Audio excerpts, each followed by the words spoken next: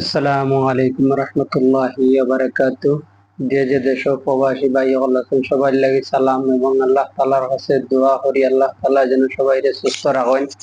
আর আমরা যে রেমিটেন্স নিয়ে যে মনে করুকা দেশ যে ঝামেলা এরপরে ছাত্রছাত্রী নিয়ে যে ঝামেলা আমরা ওই সরকারের কাছে মনে করুকা প্রস্তাব যেগুলা আমরা এই প্রস্তাব গুলা সরকারের কাছে রাখিয়া তুলি ধরিয়া দেখো সরকারে কোন জবাব দেয়, সরকারের জবাব কোনটা দেয়। যদি সরকারে না বানে তাহলে আমরা অন্য অন্য ব্যবস্থা ধরবো।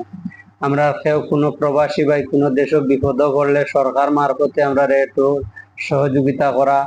এরপরে কেউ মরলে বাইরে দেশ থেকে সরকারি খরচ হিসাবে মনে করুকা লাশ নেওয়া।